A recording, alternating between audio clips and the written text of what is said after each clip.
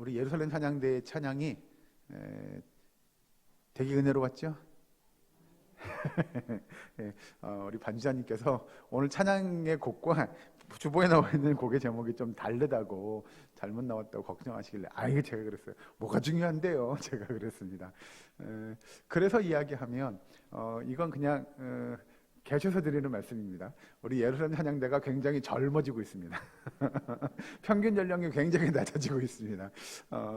저는 그리고 사실은 숫자도 자꾸 늘어나고 있습니다. 제가 아직 1년 안 됐지만 어쨌든 작년에 왔을 때의 예루살렘 찬양대의 숫자보다 많이 부흥하셨습니다. 그게 저에게 또 은혜가 됩니다. 보면서 주의 날마다 말씀 보시죠. 오늘 말씀의 제목은 깨끗한 그릇입니다. 여러분 다니엘서를 뭐 다 한 번쯤은, 또 때로는 여러 번 보셨으리라 생각이 들고, 우리가 아는 이 다니엘서의 배경은 사실 이스라엘 백성들, 특히 남유다가 멸망당하고 난 이후의 사건입니다. 여기 등장하는 다니엘이라고 하는 청년이 바벨론의 포로로 끌려가게 됩니다. 말 그대로 포로입니다. 포로. 이걸 다른 표현으로 바꾸면 말이 좋아서 포로죠. 옛날로 이야기하자면 포로의 개념이 있기 전엔 뭐예요? 이건 노예나 다름없는 겁니다. 뭐 전쟁이 해서 뭐 포로, 요즘에 이제 전쟁 포로 뭐 이런 말 하는데, 구약 시대 때는 포로라는 개념이 없었으니 끌고 가면 노예나 다름없는 거죠. 사실 노예라고 한다면 그 노예는 아무런 뭐가 없냐면 주권이 없습니다. 자신이 뭔가를 내세우고 자신의 생각을 말할 수도 없는 사람을 우리는 노예라고 이야기할 겁니다. 오늘 여기 등장하는 이 다니엘이라고 하는 주인공은요, 패전국에서 잡혀온 몸입니다. 끌려온 몸이죠. 노예나 다름없는 사람입니다. 자기 스스로 뭔가를, 의사를 결정하고 행동할 수 없는 몸에 있는 사람이 바로 다니엘이었다는 거죠. 그렇게 본다면 여러분, 오늘 본문의 말씀 또는 이 다니엘서의 말씀을 본다면 그렇게 아무것도 할 수 없는 노예의 신분이었던 다니엘, 전쟁에 포로로 끌려가서 아무것도 자기 스스로 의사를 결정하거나 자유가 없는 몸인 다니엘에게 하나님의 은혜의 역사 또는 하나님의 구원의 역사가 어떻게 임하는지, 이건 좀 표현 조금 더 해도 괜찮을 것 같아서, 어떻게 하나님의 구원의 역사가 그렇게 찬란하게 임할 수 있는지를 보여주는 내용이 바로 오늘 본문 다니엘서고, 다니엘이라는 사람을 통해서 하나님께서 어떻게 그 구원의 역사를 이루어 가시는지를 우리에게 보여주고 있죠. 이 내용을 잘 보시면 여러분, 어떻게 그럼 하나님께서 이런 일들이 가능하게 할 것인가 라고 하는 겁니다.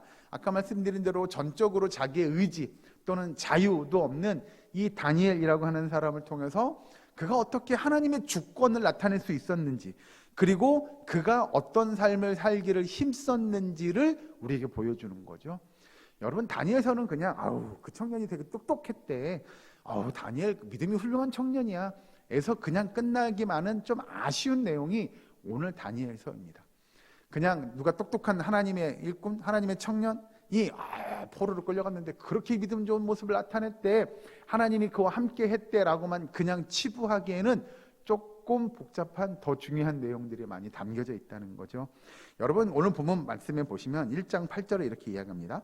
다니엘은 뜻을 정하여 왕의 음식과 그가 마시는 포도주로 자기를 더럽히지 아니하리라, 이렇게 다짐했다고 하는 거죠. 여러분, 제가 방금 전에 서두에 설명해 드린 대로 이 노예는 자기 스스로 뭔가를 뜻을 정하고 그 뜻을 정한 대로 스스로 행할 수가 없는 사람입니다. 그런데 다니엘은 여기 보시면 뜻을 정했다라고 이야기합니다.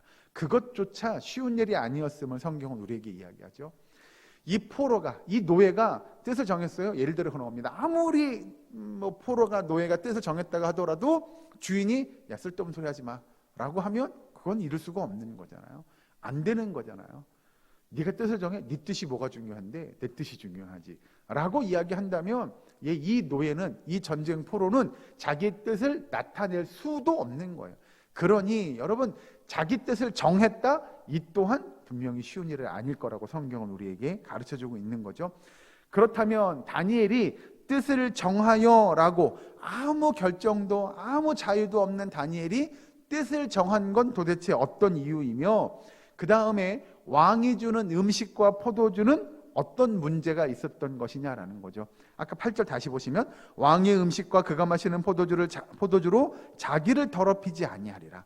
도대체 이 음식과 포도주가 어떤 문제가 있었길래 그걸 먹으면, 그걸 마시면 자기 자신을 더럽히게 된다고 다니엘이 이야기했던 걸까요? 라고 하는 겁니다.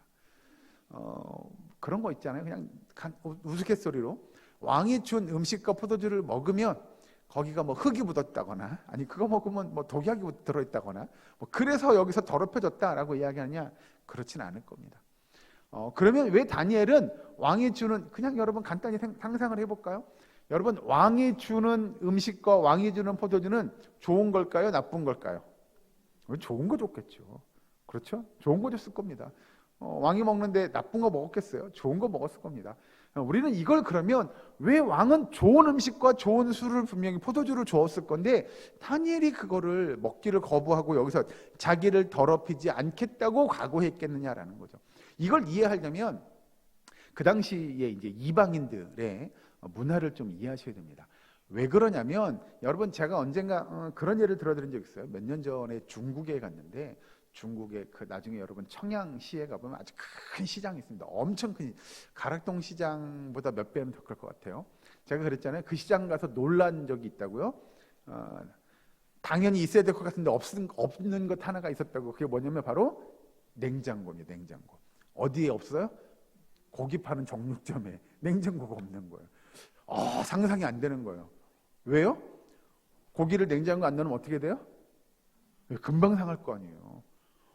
냉동실은 아니어도 냉장실이라도 있어야 될 것 같잖아요. 그런데 진짜 없어요. 정육점에 냉장고라고 생긴 건 아예 없더라고요. 왜 그렇죠? 왜 고기 파는 정육점에 냉장고가 없을까요? 그날 잡아온 고기는 그날 다 팔아야 되는 거예요. 저 속으로 그랬어요. 반대로 생각해 보면 이 집에서 파는 고기는 어떻다는 얘기예요? 신선하다는 얘기잖아요. 오늘 잡은 고기만 판다는 거잖아요. 그런데 또 반대로 생각해 보면 그 고기는 뭐 하기가 쉬워요? 상하기가 쉬운 거죠. 이게 참 애매하더라고요. 냉장고가 없어. 이상한데? 라는 생각이 들면서 이 집은 오늘 도축한 고기는 오늘 다 판다는 얘기야? 그런데 그게 상할 수 있는 거 아닌가? 뭐 이런 생각을 했다고 제가 말씀을 드린 적이 있는 것 같은데, 여기 성경에 등장하는 대로 그러면 왕이 먹었던 고기는 도대체 어떤 고기? 여기서 여기는 왕이 먹던 음식은 도대체 어떤 음식이겠느냐라는 거죠. 그 당시에 이방인들은요, 주로 어떤 음식을 먹냐면요, 먼저 자신들이 예를 들어서 고기를 먹는다고 치면 소나 양이나 이런 것들을 가지고 우상 앞에 제물로 드립니다. 그 제물로 드리면 그 제물로 드리고 난 고기는 더 어떻게 해야 돼요? 냉장고가 있어요? 없어요? 없잖아요. 그러니 어떻게 해야 돼요? 다 먹어야 되는 거예요. 그래서 왕이 우상 앞에 제물로 바친 그 고기를 다시 가지고 와서 왕도 먹고 신하도 먹고 누구에게 주고 싶으면 주고 하는 거예요. 왜냐하면 이게 하루 이틀만 지나면 어떻게 돼요? 다 상해서 못 먹게 되잖아요. 그러니 그 제사 드린 음식을 다 나누어 주는 거예요.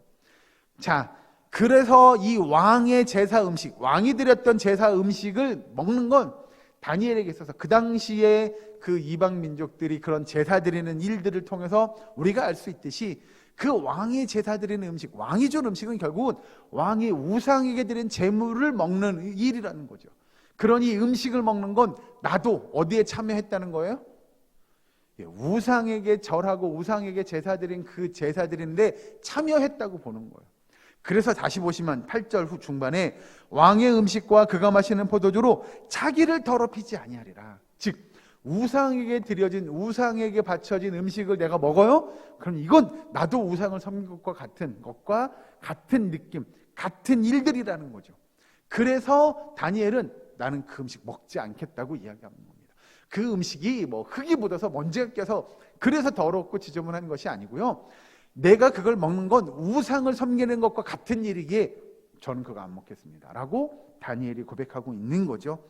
여러분, 그래서 그 밑에 가서 보시면 자기를 더럽히지 아니하리라 라고 이야기하는 이야기를 바꿔서 이야기하면 결국 자기의 뭘 지키겠다는 이야기예요?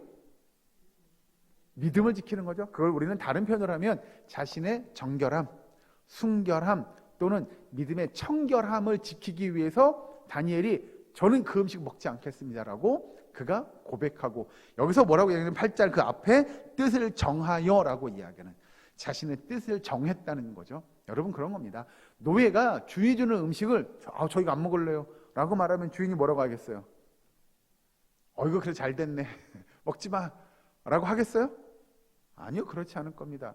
반대죠, 반대. 감히 네가 주인이 주는 음식을 안 먹어? 거부를 해? 라고 할 겁니다. 그런데 다니엘은 그 내용을 몰랐을까요? 아니요, 너무나 잘 알았을 겁니다.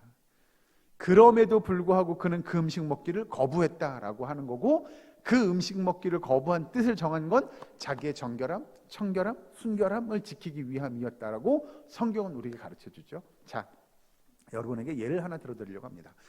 우리 여자분들, 우리 여성분들, 또 우리 주방에서 일하시는 분들은 잘 아시겠지만, 여러분 우리에게 예를 들어서 되게 고급진 명품 그릇이 있다고 가정해보죠. 이 그릇은 주로 어디에 갖다 놓죠? 우리 권사님들은 그런 게 없어서 잘 모르시죠? 제가 말씀 준비하면서 전 잘 안 찾아보는데 인터넷으로 검색을 해봤어요. 이 고급진 그릇은 도대체 얼마나 하나? 그랬더니 깜짝 놀랐어요. 주전자 하나에 100만 원이 넘는 것도 있던데요. 요만한 접시 한 20cm? 만한 접시 하나에 40만 원, 이런 그릇들이 있더라고요. 예를 들어 보는 겁니다, 여러분. 이런 그릇이 우리 집에 있어요. 여러분들은 어떻게 하시겠습니까? 그렇죠? 자, 저는 그럴 것 같아요. 저기 찬장 깊은 곳에다. 왜요? 뭐 하면 안 돼요? 깨지면 안 되잖아요. 그죠? 흔히 얘기하는 이가 나가면 안 되니까 찬장 깊숙이 넣어놓거나 어디에 갖다 놔요? 예쁜 장식장에 이렇게 잘 갖다 놔야 되겠죠? 이게 여러분 보편적으로 우리가 그렇게 흔히 얘기하는 명품 그릇이 있어요. 뭐 접시든 뭐 그릇이든 뭐든 있어요. 그러면 우리는 그걸 잘 보관하려고 합니다. 그런데 우리가 한 가지 고민해 봐야 될 것이 있습니다. 그 그릇을 또는 그 접시를 만든 그 사람, 제작자의 목적이 분명히 있을 거 아니에요. 예를 들어서 접시를 이렇게 만들었어요. 이게 접시라고 치죠. 접시를 만들었어요. 이거 뭐 하려고 만들죠? 그런데 음식을 담아서 맛있게 먹으라는 거잖아요.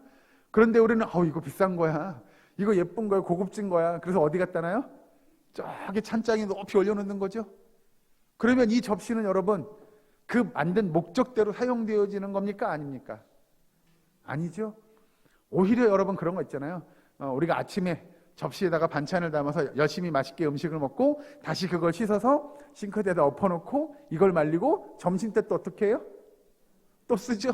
그거 또 음식 떨어서 또 먹고 또 씻어서 또 쓰고. 그러면 어떤 게 더 값어치 있는 겁니까? 그렇죠. 매일 쓰는 게 훨씬 더 값어치 있는 거 아닐까요? 예쁘다고 비싼 거라고 이렇게 찬장 쫙 안에다 넣어놓고 1년 가야 한두 번 쓰지도 않는 그릇보다는 여러분 매일매일 사용되어지는 그릇이 훨씬 더 값어치 있고 우리에게 소중한 그릇이 아닐까요? 여러분 여기서 왜 그러면 우리는 이런 이야기를 하느냐? 여러분 성경에 잘 보시면 우리에게 하나님께서 여기서 이야기하는 다니엘이 이야기했던 깨끗하게 되는 것, 자신을 더럽히지 않는 게 도대체 무엇인가 라고 하는 겁니다. 오늘은 성경을 못 근데 찾아봐야 돼서 여러분 빨리빨리 따라오시면 좋겠습니다. 디모데후서로 넘어갑니다. 신약성경 디모데후서로 갑니다. 디모데후서 2장에 있는 말씀을 보겠습니다. 디모데후서 2장 21절 말씀. 제가 가진 성경은 신약성경 344면 345면 이쯤에 있을 것 같습니다. 디모데후서 2장 21절에 있는 말씀은 같이 한 목소리로 봉독하도록 하겠습니다. 디모데후서 2장 21절 같이 했습니다. 시작. 그러므로 누구든지 이런 것에서 자기를 깨끗하게 하면 귀히 쓰는 그릇이 되어 거룩하고 주인의 쓰심에 합당하며 모든 선한 일에 준비함이 되리라. 아멘. 여기서 디모데후서에서 이야기하는 귀히 쓰는 그릇은 하나님께서 사용하시는 사람에 대한 표현입니다. 그런데 하나님께서 귀하게 쓰는, 귀하게 사용하는 데 대한 한 가지 조건이 붙습니다. 그건 결국 어떤 사람이에요? 방금 읽은 디모데후서 2장 21절에 뭐라고요? 자, 다시 보실까요? 제가 읽어드릴게요. 그러므로 누구든지 이런 것에서 자기를 깨끗하게 하면 귀히 쓰는 그릇이 되어. 귀히 쓰는 그릇이 되려면 어떻게 돼야 돼요? 조건이 뭐예요? 깨끗하냐라고 하는 겁니다. 여러분들에게 질문하고 넘어가죠. 여러분들은 깨끗하십니까? 여기서는 아멘 크게 해주셔도 제가 그럼 아멘 할 건데요. 여러분들은 깨끗하십니까? 아직은 좀 씻는 중인가 봅니다. 자, 여기서 이야기하는 깨끗한 그릇은 도대체 뭐냐? 다시 보시면 자기를 깨끗하게 하면 귀 쓰는 그릇이 될 거다라고 하나님께 붙들린, 하나님께 사용되어지는 사람은요 깨끗한 자여야 한다고 성경이 이야기하죠. 아까 우리 다니엘서도 봤지만 다니엘은 그래서 자기를 부정하게, 지저분하게 하지 않기 위하여, 정결하게 깨끗하게 하기 위하여라고 자기의 뜻을 정했다라고 성경에서 이야기합니다. 오늘 이 디모데후서에서 이야기하는 대로 그러면 깨끗한 그릇은 도대체 어떤 그릇이냐? 그릇은 하나님의 도구죠. 하나님의 사람일 거고, 그러면 어떤 걸 도대체 성경은 깨끗하다고 이야기할 거냐? 도대체 깨끗한 건 뭘 의미하느냐라고 하는 거죠. 여기 성경을 한번 더 찾아봅니다. 앞으로 쭉 넘어갔어. 사무엘상에 있는 말씀을 봅니다. 사무엘상 16장에 있는 말씀을 봅니다. 구약성경 사무엘상 16장 7절에 있는 말씀입니다. 구약성경 434면에 있습니다.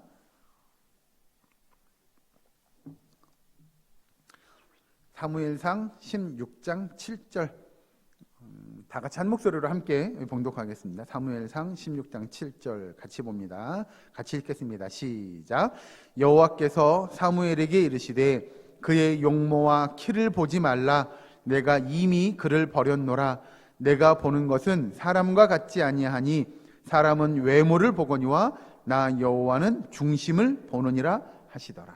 아멘.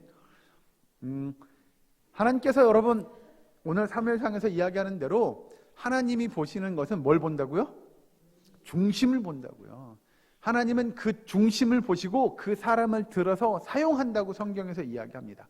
그러니 하나님께서 귀 쓰는 그릇, 하나님의 사용되어지는 사람은 깨끗한 사람이라고 성경에서 이야기했는데, 그 깨끗한 사람은 하나님께서 중심을 보시기에 그 중심이 올바르게 바로 서 있는 사람임을 성경은 우리에게 가르쳐 주죠. 여러분 보통 오늘 본 말씀을 잠깐 묵상해보고 넘어가면 그런 거죠. 우리들은 사람을 볼 때 외적인 것들을 보죠. 그 사람의 예를 들어서 학벌, 또는 그 사람의 능력, 또는 그 사람의 재산, 이런 것들이요. 그 사람의 환경, 여건, 조건, 이런 것들을 우리는 따집니다. 그래서 이 사람은 믿을 만한 사람이야, 좋은 사람이야, 훌륭한 사람이야를 이야기하죠. 예를 들면 그럽니다. 오늘 본문의 말씀이 나온 대로, 우리가 봤던 대로 그릇에 대한 예를 들면, 우리는 그릇을 고를 때 그런 것들을 고르죠. 기왕이면 화려한 거, 기왕이면 예쁜 거, 기왕이면 큰 거, 이런 것들을 고르게 되죠.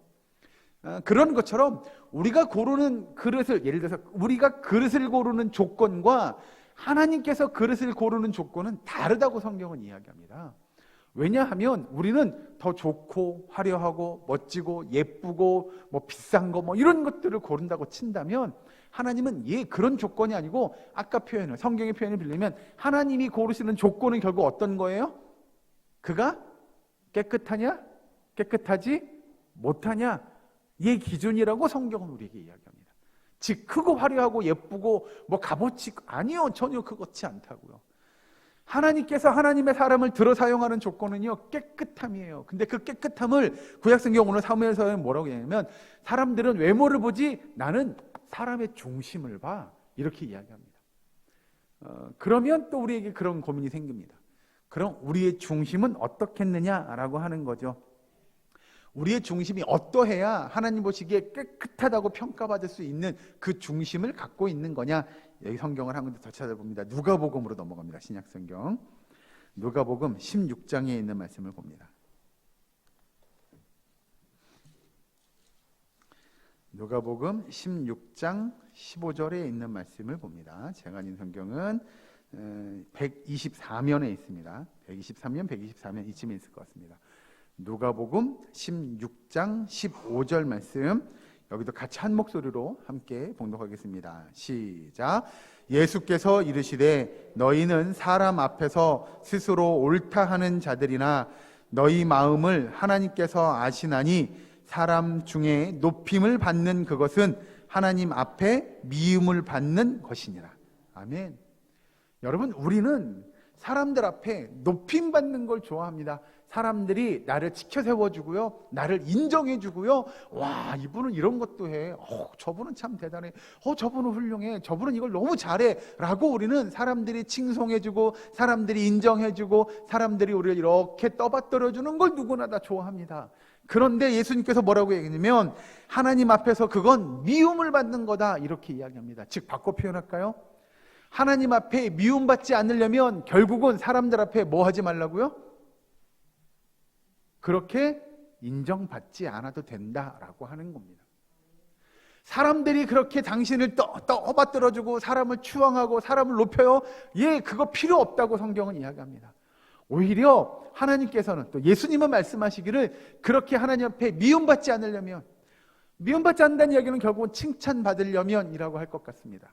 그러면 하나님 앞에 칭찬받으려면 결국 우리는 뭐 해야 돼요? 사람들로부터 인정받는 것이 아니라 누구로부터 인정받으면 돼요? 네, 하나님께로부터 인정받으면 돼요. 사람들은 몰라주어도, 사람들은 인정하지 않아도 하나님께로 인정받으면 그것이 하나님께로부터 칭찬받는 것이라고 성경은 우리에게 이야기합니다. 여러분, 그래서 여러분, 우리에게 뭐라고 이야기하냐면, 성경은 사람들보다 낮아질 것을, 겸손할 것을 이야기합니다. 사람들이 막 나를 받들어줘가지고 내가 막 높아지는 게 아니라, 저는 더 낮아져도 돼요, 우리는 더 낮아져도 돼요 라고 하는 겁니다. 그래서 사람보다 낮아지고 겸손하기를 원하면 하나님은 우리의 중심을 보신다는 거예요. 사람들은 우리를 높여주지 않아도 하나님은 우리의 중심을 다 보고 계시기에, 아시기에 우리가 낮아지고 우리가 겸손하면 하나님께서 추후에 우리를 다시 높이실 것이라고 성경은 이야기하죠. 성경을 한번 더 찾아봅니다. 빌립보서로 넘어갑니다. 빌립보서 2장 1절에 있는 말씀입니다. 제가 있는 성경은 319면 319면 이쯤에 있을 것 같습니다. 빌립보서 2장 1절부터 5절까지 말씀을 제가 한 절 읽고 여러분들 한 절 읽고 한 절씩 교독하겠습니다. 빌립보서 2장 1절부터 5절까지의 말씀, 제가 먼저 봉독합니다. 그러므로 그리스도 안에 무슨 권면이나 사랑에 무슨 위로나 성령의 무슨 교제나 긍휼이나 자비가 있거든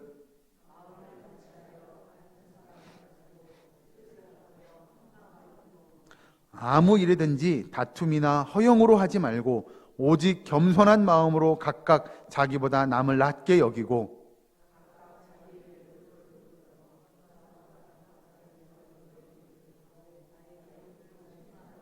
같이 했습니다. 너희 안에 이 마음을 품으라. 곧 그리스도 예수의 마음이니. 아멘.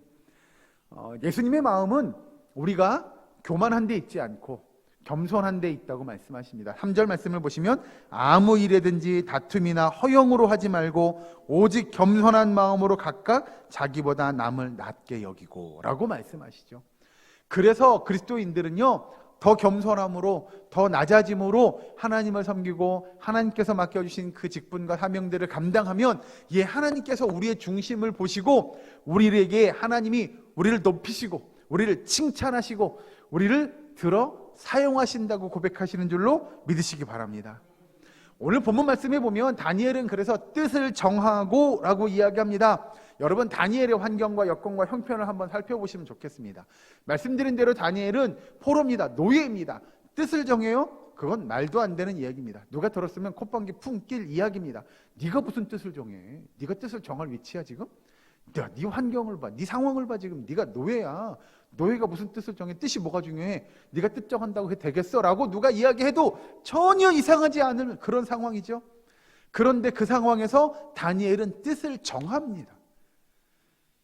도저히 뜻을 정할 수 없는 상황임에도, 환경임에도, 여건임에도, 그런 자신의 처지임에도 불구하고 다니엘은 뜻을 정하게 되죠. 그것도 그냥 안 되면 말고, 되면 좋고 안 되면 말고 의 모습이 아니었다는 거죠. 그가 깊이 고민하고 급히 성찰했을 겁니다. 여러분, 그런 겁니다. 노예가 왕이 주시는 음식을 먹지 않아요. 그러면 뭐 먹어요? 요즘 같으면 그럴걸요? 라면 끓여 먹죠. 뭐 이런 거요. 젊은 사람들은 그럴지 모르나, 아니요 여러분, 노예가 주인이 주는 음식을 먹지 않아요. 결국 그 이야기는 뭐예요? 나는 죽음을 각오하겠어요. 뭐 이런 표현 아니에요. 너 그 왕이 주인이 주는 거 싫어? 그럼 아무거나 네가 알아서 먹어. 될 수 없는 거잖아요. 다니엘은요, 왕이 주는 음식을 저는 안 먹겠어요 라고 이야기하는 건 바꿔 표현하면 그거예요. 저는 그냥 굶어 죽더라도 저는 그 굶어 죽음을 각오하고 이야기하는 거예요. 여러분, 그냥 간단하게 왕이 주는 거 말고 전 다른 거 먹을게요 라고 해석할 수 있는 내용이 아니라는 겁니다. 그러니 다니엘이 지금 고백하고 있는 오늘 본문의 말씀의 내용은요, 우리가 간단하게 먹기 싫으면 먹지 마 라고 이야기할 수 있는 내용이 아니라는 거죠. 다니엘은 그렇게 절체절명의 죽음을 각오할 수밖에 없는 그 순간에서 엄청나게 고민했을 겁니다. 그리고 그 결정을 내린 겁니다. 자기가 내가 죽는 한이 있어도 내가 정한 이 뜻을, 이 정결함을 지키기 위하고 성결함을 지키기 위하여 순결함을 지키기 위하고 내가 하나님 앞에 깨끗한 그릇으로 사용되어지기 원하는 그 마음 가지고 그가 뜻을 정하고 그 우상에게 드려진 그 제물을, 그 음식을 먹지 않겠다고 그가 각오하는 겁니다. 그럼에도 자신이 정말 정결하고 순결한 삶을 살겠노라고 그가 각오하고 있는 거예요. 성경을 한 군데 더 찾아보고 말씀 마치겠습니다. 우리 창세기서로 넘어갑니다. 앞으로 쭉 넘어가서 창세기 39장에 있는 말씀입니다. 창세기 39장 9절에 있는 말씀을 함께 봉독합니다. 제가 있는 성경은 창세기 61면에 있습니다. 61페이지 창세기 39장 9절에 있는 말씀, 같이 한 목소리로 봉독하겠습니다. 시작. 이 집에는 나보다 큰 이가 없으며 주인이 아무것도 내게 금하지 아니하였어도 금한 것은 당신뿐이니 당신은 그의 아내임이라. 그런즉 내가 어찌 이 큰 악을 행하여 하나님께 죄를 지으리까. 아멘. 여러분, 이 말씀의 내용은 잘 아신 대로 요셉이 보디발의 집에 팔려가서 그 보디발의 일종의 노예죠, 종살이 하던 때입니다. 그가 종이고 노예입니다. 그런데 뭐라고 여기서 표현하냐면 주인이 나한테 금한 게 아무것도 없는데 오직 금한 것은 당신뿐입니다 라고 이야기합니다. 그런데 그 보디발의 아내가 이 요셉을 유혹하게 되죠. 그때 뭐라고 이야기하냐면 그런즉 내가 어찌 이 큰 악을 행하여 하나님께 죄를 지으리까 라고 고백합니다. 자신이 죄 짓지 않기 위하여 그렇게 몸부림치고 노력하는 겁니다. 솔직히 주인의 부인이 옛날 우리 표현으로 하면 주인 마님 아닐까요? 유혹하는 거, 글 뿌리치는 거 쉽지 않았을 겁니다. 이 유혹을 뿌리치게 되면 본인이 어떻게 될 거라는 걸 누구보다 잘 알았을 겁니다. 그럼에도 불구하고 자신이 죄 짓지 않기 위하여 자신의 순결함과 정결함과 청결함, 오늘 표현을 하면 깨끗함을 유지하기 위하여, 범하지 않기 위하여, 더럽혀지지 않기 위하여 그 몸부림치고 애쓰는 모습이 요셉에게도 있었습니다. 그런 삶의 모습이 저와 여러분의 모습이기를 주의 이름으로 축원합니다. 우리의 중심을 보시는 하나님께서 우리가 깨끗한 하나님의 백성, 깨끗한 그릇 되기를 소망하시는 줄로 믿으시기 바랍니다. 그리하여 여러분, 이 땅에서 죄짓지 않기 위하여 애쓰고 겸손하게 하나님의 나라와 하나님의 영광을 위하여 헌신할 수 있는 저와 여러분 되기를 주의 이름으로 축원합니다. 아버지, 다른 것 바라보지 마시고 하나님의 영광을 위하여 우리의 순결함과 정결함과 신실함을 유지하기 위하여 이번 한 주간도 몸부림치고, 그 몸부림치는 가운데 말씀을 묵상하고 기도하고 찬양하고 함께 권면하고 함께 하나님의 영광을 위하여 누구보다도 나보다도 당신이 훨씬 나아요, 잘하고 있어요, 수고하고 있어요, 열심히 하고 있어요, 애쓰고 있어요 라고 서로를 응원해주고 서로를 위로하고 서로에게 힘과 용기를 줄 수 있는 저와 여러분, 우리 예사랑교회 모든 건속될 수 있기를 주의 이름으로 간절히 축원합니다. 기도하겠습니다. 사랑과 은혜 하나님 감사합니다. 정말 하나님이 보시기에 깨끗한 그릇된 주의 백성 되게 하여 주시옵소서. 아버지, 우리의 중심이 흐트러지지 않게 하시고 온전히 겸손한 모습으로 아버지 죄 짓지 않기 위하여 이 땅에서 성결하고 순결하고 신실한 믿음의 삶을 이루어갈 수 있는 주의 백성 될 수 있도록 주님 인도하여 주시옵소서. 우리 예사랑교회 모든 건속들에게 힘과 능력과 주님 위로의 역사가 있기를 간절히 바라옵고 나오며 예수님의 이름으로 기도하옵나이다. 아멘.